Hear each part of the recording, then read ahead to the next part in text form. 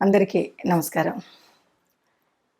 మారుతున్నటువంటి గ్రహాలతో పాటు కొన్నిసార్లు గ్రహాలు తిరుగుతూ వెనక్కి తిరగడం ఇలాంటివన్నీ కూడా మనం వింటూ ఉంటాం.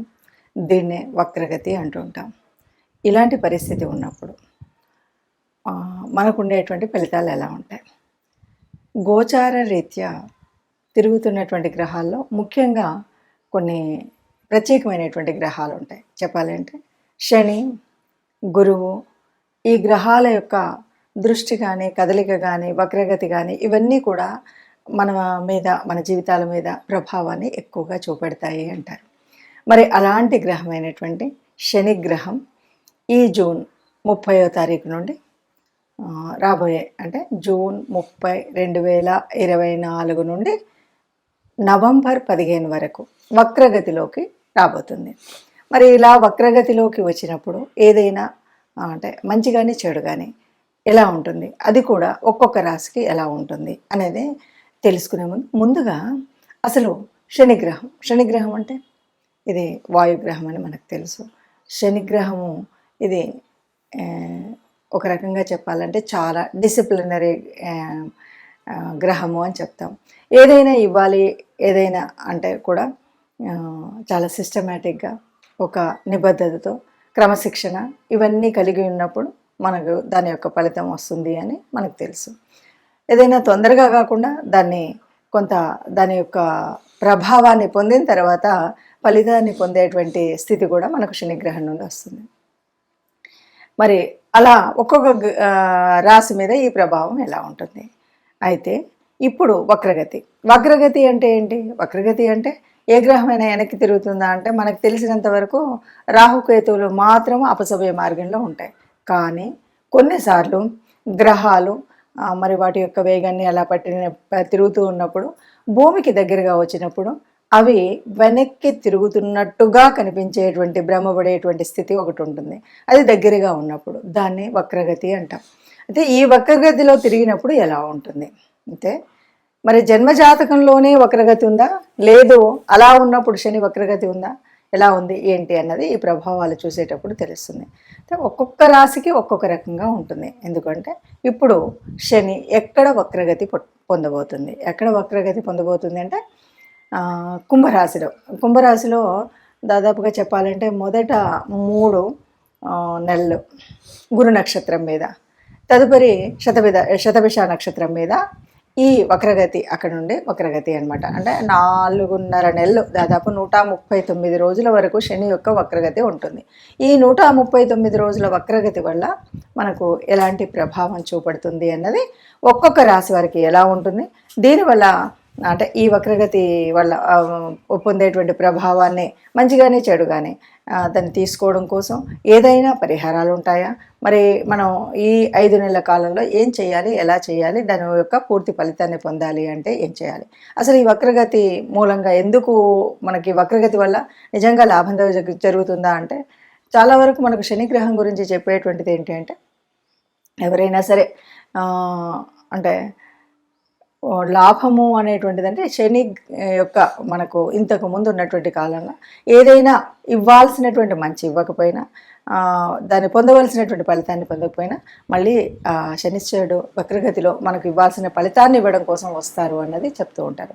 మరి అలాంటి సమయం కాబట్టి ఒక్కొక్క రాశి వారికి ఫలితాలు ఎలా ఉంటాయో చూద్దాం. తదుపరి మిథున రాశి వారికి ఇది అంటే ఈ రాబోయేటువంటి 4.5 నెలలు ఎలా ఉంటుంది? ముఖ్యంగా మరి జూన్ 30వ తారీఖు నుండి నవంబర్ 15 వరకు ఎలా ఉంటుంది అంటే శనిశ్చరుడు తాను వక్రగతి చెందబోతున్నటువంటిది 9వ స్థానంలో.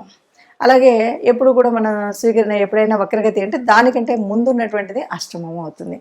అష్టమ 9వ స్థానాలు మనకు అష్టమము అంటే ఏంటి? అష్టమం అంటే ఇది ఆయుకారకమైనటువంటిది.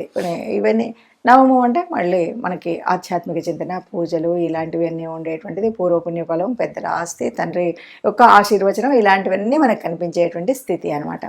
అయితే మీకు ఎవరికైనా సరే ఇక్కడ ఉన్నటువంటి వాళ్ళకు ఏదైనా మనకి మన జన్మజాతకంలో ఉన్నప్పుడు గనుక మనం పుట్టినప్పుడు అంటే ఎలా తెలియాలంటే చాలామందికి వారి యొక్క స్థితి అది ఉంటుంది కాబట్టి మనం ఎక్కడ ఫోన్లలో వాటిలలో కూడా నేటి కాలంలో కొట్టి చూసుకుంటున్నారు కాబట్టి మీరు పుట్టినప్పుడు మీ గ్రహస్థితి ఎలా ఉంది, అప్పుడు మీరు ఏమైనా శని దశలో కానీ శని మహర్దశలో కానీ అంతర్దశలో కానీ పుట్టి ఉన్నారా, లేదా అర్ధాష్టమ శనిలోనా అష్టమ శనిలోనా ఎక్కడున్నారా అన్నది తెలుస్తుంది. అలా ఉన్నట్టయితే పూర్తిగా మీకు చక్కటి ఆధ్యాత్మిక చింతనతో మీరు చేయాలనుకున్న దాంట్లో విజయాలు పొందేటువంటి స్థితిలో అన్నీ కూడా బాగా జరిగేటువంటి స్థితిలో ఉంటుంది. అలా కాదు, అలా లేదు అంటే ఇప్పుడున్నటువంటి దశలో కూడా ఎక్కడైనా సరే ఎవరికైనా మంగళ దశ నడుస్తున్నా, లేకపోతే ఇప్పుడున్నటువంటి వారికి ఎవరికైనా శని దశ నడుస్తున్నా కూడా చక్కటి ఈ వెనక్కి వెళ్ళేటువంటి శనిశ్చరుడు వెనక్కి వెళుతున్నటువంటి పరిస్థితుల్లో చక్కటి ఆధ్యాత్మిక చింతన కానీ వేరే మీరు చేస్తున్నటువంటి మీ పనుల్లో మంచి విజయాలు సాధించేటువంటి పరిస్థితి కానీ బాగా దొరుకుతుంది అని చెప్పచ్చు. మరి దాన్ని దృష్టిలో పెట్టుకొని ఏదైనా అటు ఇటుగా లేదు అలా లేదు అన్నప్పుడు చెప్పబోయే పరిహారాలను చేసుకోండి.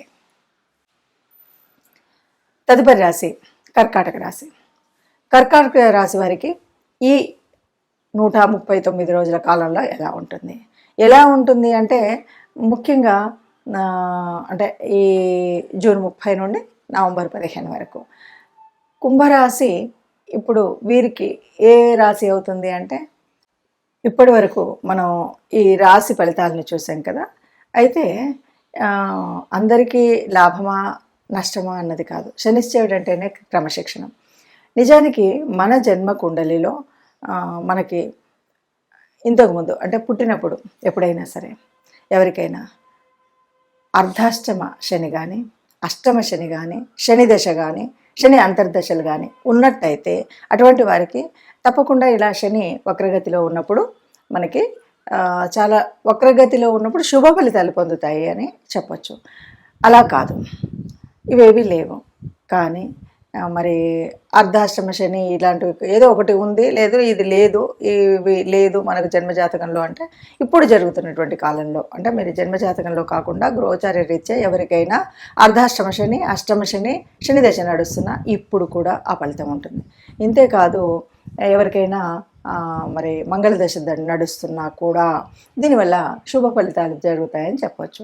ఇలా కాదు మాకేమీ ఈ మంగళ దశ లేదు, అర్ధాష్టమ ఇవేమీ లేవు, మరి అలాంటప్పుడు ఇప్పుడు వస్తున్నటువంటి ఈ శని వక్రగతి వల్ల మేము ఏం చేసుకుంటే మాకు దానివల్ల వచ్చేటువంటి నష్టాలు రాకుండా ఉండి పొందబోయేటువంటి శుభ ఫలితాలు మాకు పొందాలి అని అనుకునేటువంటి వారు చేయవలసినటువంటిది ఏమి, ముఖ్యంగా శనివారం రోజు ఎవరైనా సరే ఈ శని వక్రగతిలో దాని ఫలితాలు పొందాలి అంటే శనివారం రోజు ముఖ్యంగా మనం శనివార వ్రతం అంటే శనివారం రోజు ప్రత్యేకించి ఏ రకమైనటువంటి మధ్య మాంస ఆదులు ఉంటాయి కదా వీటిని కూడా స్వీకరించకుండా ఉండడం, శనివారం రోజు వీలైనంత వరకు ఏకభుక్తం తీసుకోవడం, దీనితో పాటు మీకు వీలైతే అంటే నవగ్రహ మండపానికి వెళ్ళడం, లేదు ఇంట్లోనే శని గ్రహ స్తోత్రాన్ని చదువుకోవడం, ఇలా కాదు అంటే కనీసం ఏదో ఒక రోజు వారంలో ఒక రోజు చొప్పున ఇంట్లోనైనా బయటైనా దేవాలయంలో అయినా